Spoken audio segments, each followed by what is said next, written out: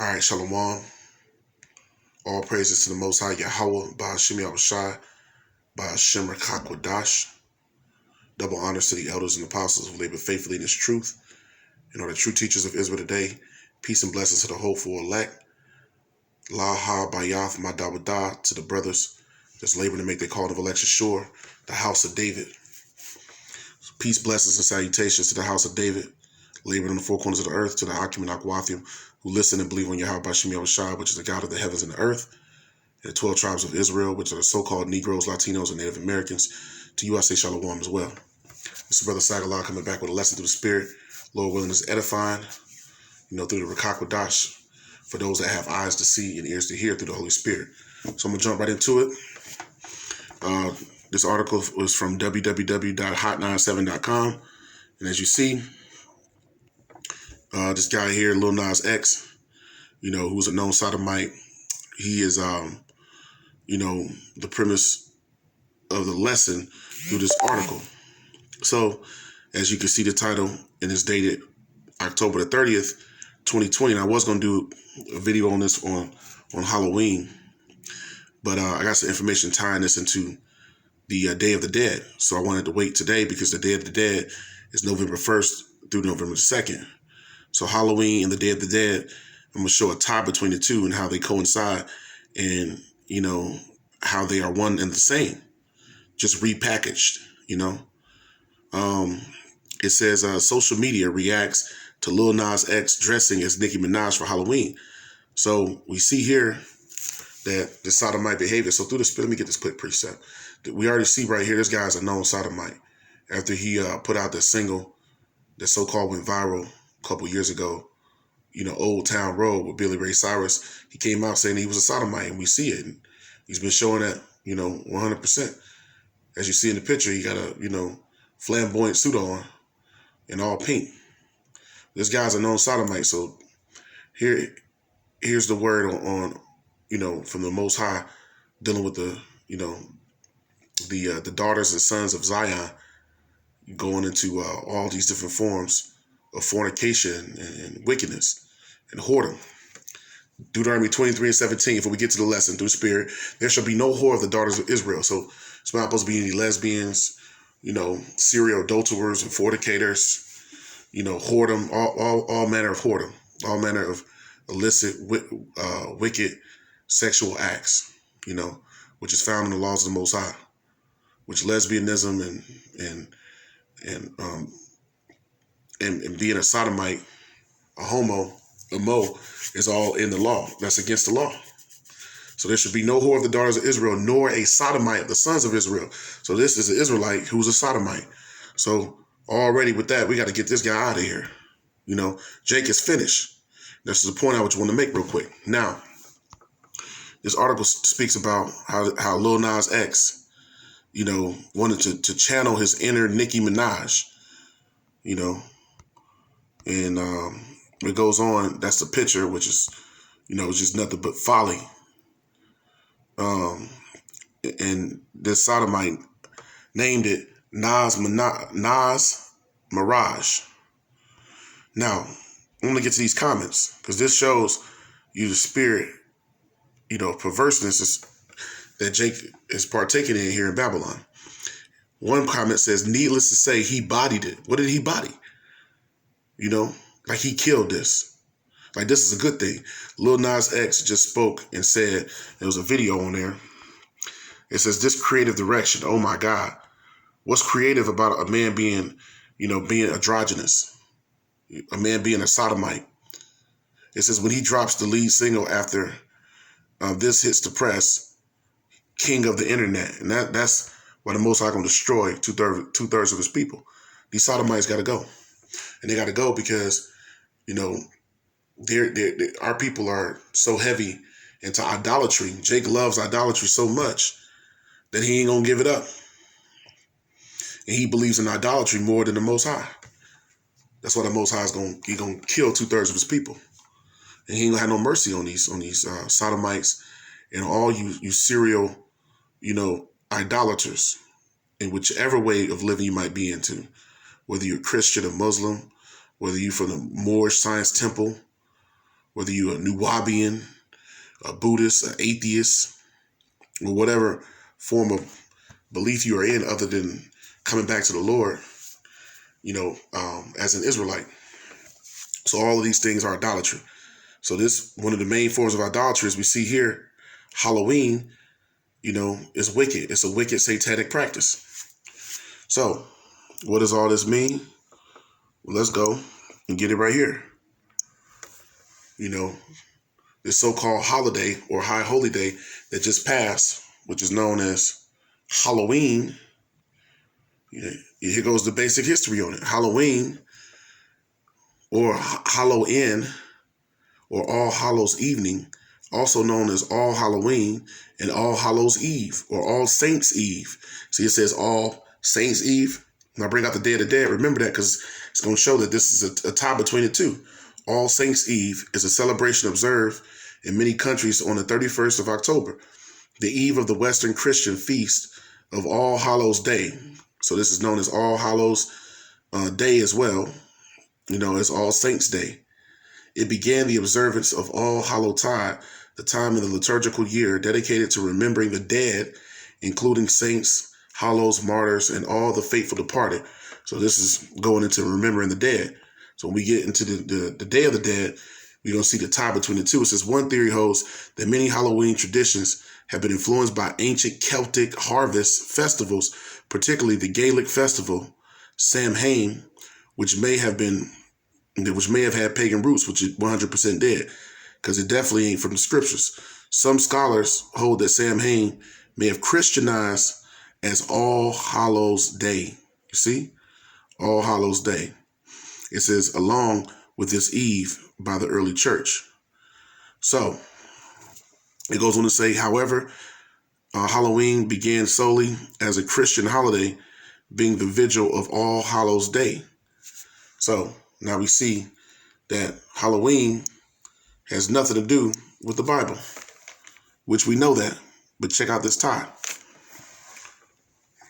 The Day of the Dead. The Day of the Dead, Spanish for Dia de Muertos, is a Mexican holiday celebrated, which is a heavy holiday of Issachar, the tribe of Issachar, who were known before as the Aztecs. It says it's a Mexican holiday celebrated in Mexico and elsewhere. So people around the world celebrate this as well. And Mexicans or Issacharites around the world celebrate this, associated with the Catholic celebrations of All Saints Day and All Souls Day. See, it's celebrated. So that's why there's it continues on from the 31st to the 1st and the 2nd, because it's been associated in the same time frame. So in different parts of the world, this is celebrated as well. The Day of the Dead goes for 2 days. Halloween goes for 1 day, but they're all in succession. They're all associated and closely affiliated. It says the multi-day holiday involves family and friends gathering to pray and to remember friends and family members who have died. It is commonly portrayed as a day of celebration rather than mourning. Mexican academics are divided on whether the festivity has indigenous pre-Hispanic roots or whether it is a 20th century rebranded version of a Spanish tradition developed by the presidency of Lázaro Cárdenas to encourage Mexican nationalism through an Aztec identity. So it's going back to, you so-called Aztec Indians, or you so-called Aztecs, which are the tribe of Issachar, showing you that our people as a whole is giving up heavy into idolatry. Jake believes heavily in idolatry. So, through the scriptures, we see that our people are wicked and the Most High is going to kill them. The Most High is going to kill 2/3 of his people because they refuse to give up the idolatry. Jake loves idolatry, plain and simple. The first and greatest commandment is to love the Lord Yahweh Bashem Yahushai with all thy mind and all thy body and soul. That's the first and greatest commandment. So as we continue on, we get a few precepts going into the fact that all this wickedness is going to be recompensed by the God of heaven and earth, whose name is Yahweh by Hashem Yahushai, because these are the times when the highest is coming to visit the earth in which he made, So the Most High is sending Yahushai to come back and recompense the world for all of their evil, as it says in Isaiah the 13th chapter, and I will punish the world for their evil and the wicked for their iniquity. So the world is, about to be punished for all of this evil, and all of the wicked, like the scriptures say, all the sinners of my people shall die by the sword. Let me get that, as a matter of fact. All the sinners of the Most High's people is going to die by the sword, And that's a promise from Yahweh Bashem Yahushua, So the Most High is about to make well on his promise that he foretold that this was going to happen. He said his word will not come back unto him void. Salakia. So it's the book of Amos 9 and verse 10.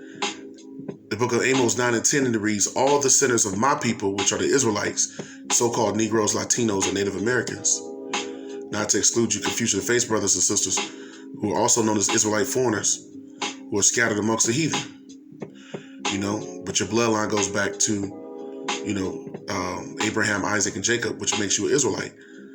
Amos 9 and 10, all the sinners of my people, all those who don't repent, shall die by the sword. You're going to die in the time of Jacob's trouble.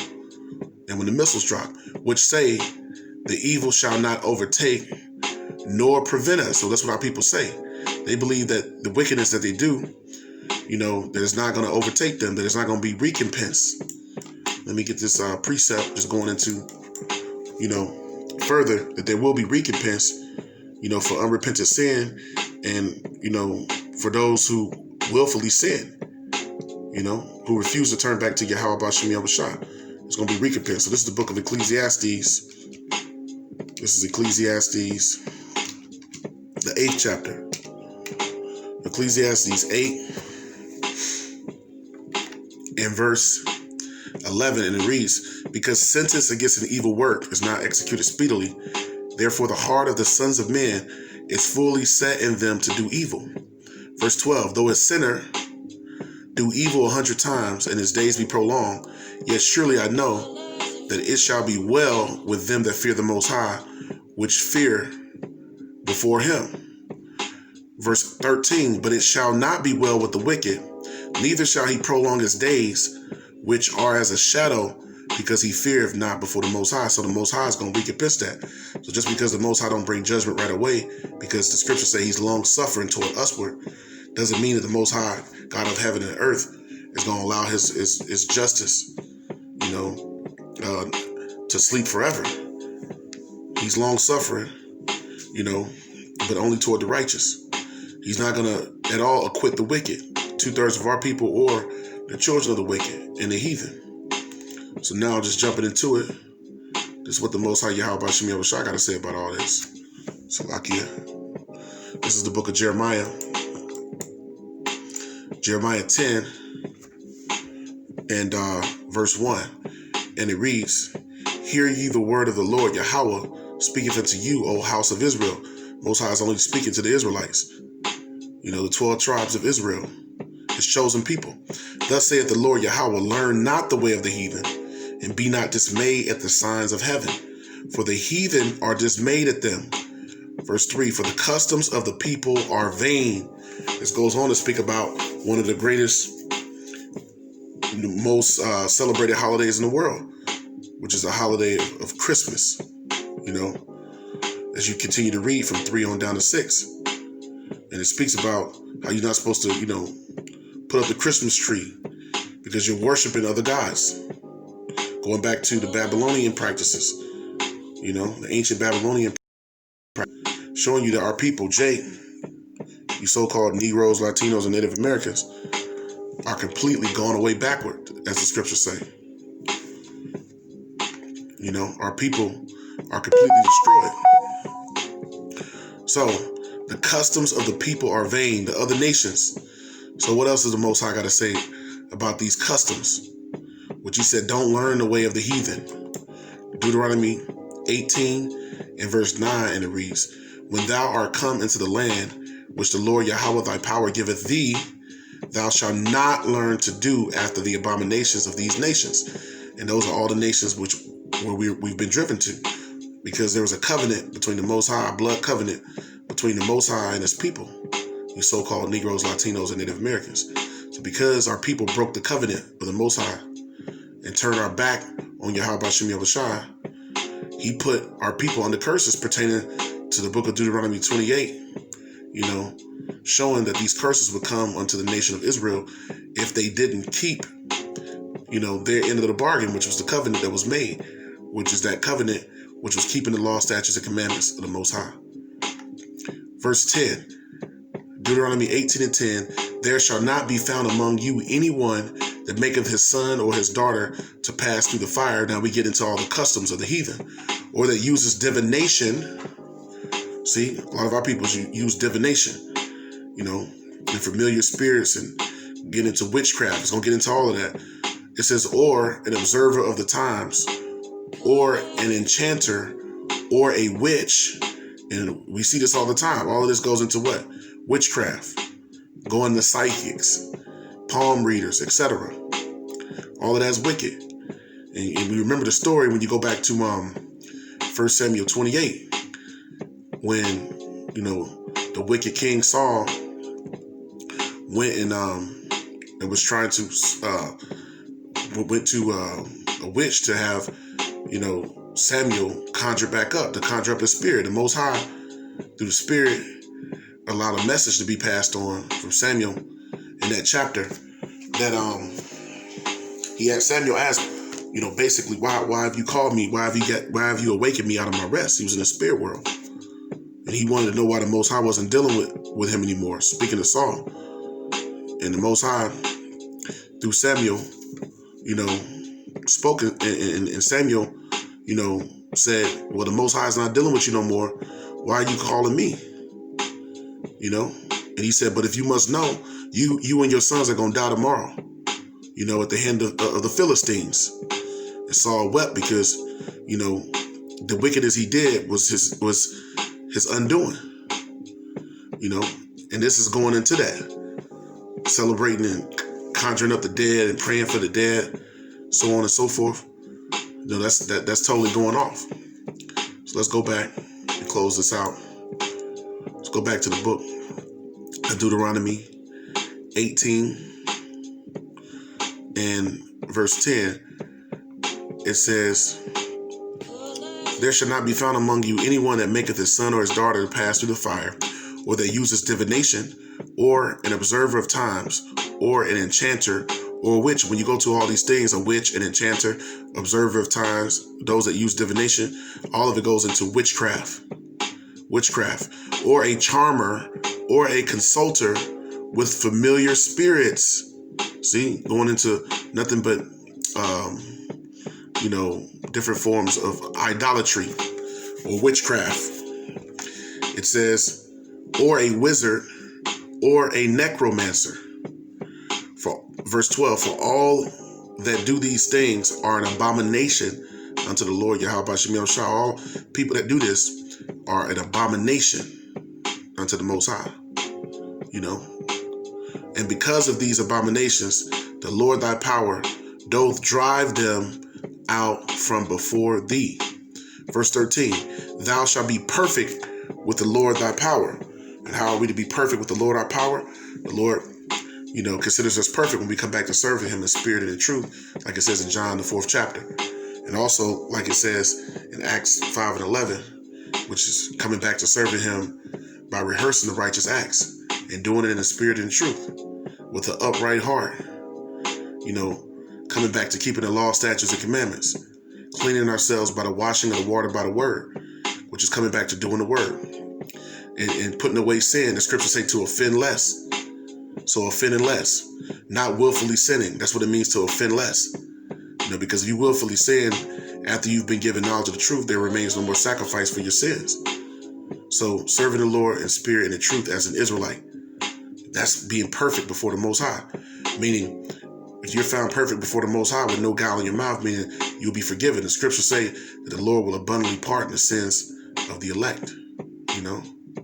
So, with that, I hope that was edifying, to the hopeful elect. Once again, those with eyes to see and ears to hear through the Rakak Wadash. I want to say, Call Halal Yamla, Allah Hayanawa, Yahweh Bashim Yahushua, all praises to our power.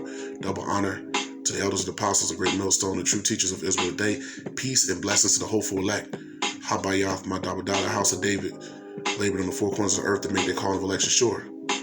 To the Akim and Akwathium, who listen and believe on Yahweh Bashim Yahushua, to you, I say shalom as well.